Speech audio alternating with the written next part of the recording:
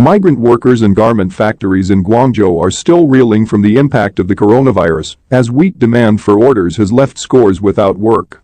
Very morning, Qianan New Street in Guangzhou, the capital city of Guangdong Province, appears to be bustling with shoppers looking through its stalls of fabrics and textiles. But on closer inspection, the 500 meters long street starts to resemble something akin to an open-air job market, filled with thousands of migrant workers searching for employment at nearby garment workshops and factories that supply Zhangde Market, China's largest fabric market.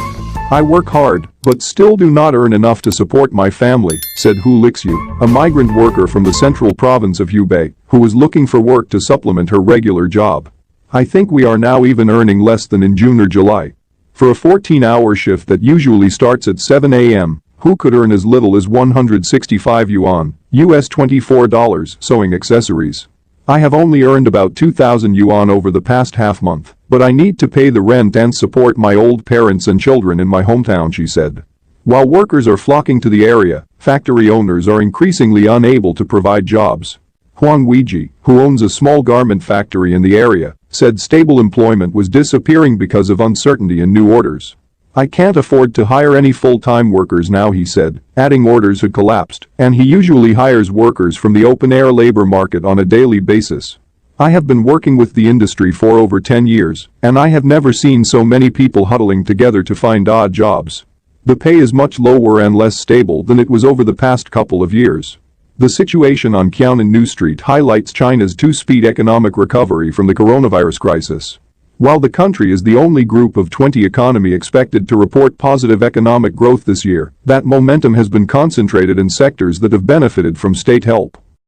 China's exports surged 9.5% in August, thanks to strong demand for electronic equipment and medical gear used in coronavirus prevention and treatment.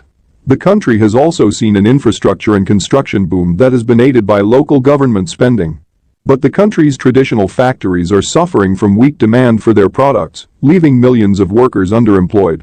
This poses a problem for Beijing's new dual-circulation economic strategy, which will focus on making the domestic economy the driver of growth in an increasingly hostile external environment. Lower incomes, especially among China's estimated 270 million migrant workers, mean less consumer spending. He Kang, an outspoken economist and former lawmaker, said in an interview with website netis.com that the environment facing China's small businesses was particularly worrisome, even though the Chinese economy as a whole was recovering.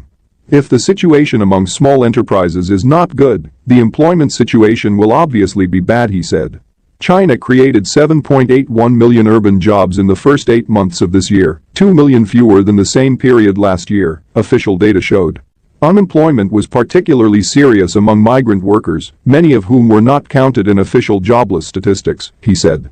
Huang said traditional manufacturers like him were in deep trouble, as orders were low and unsold inventories piling up.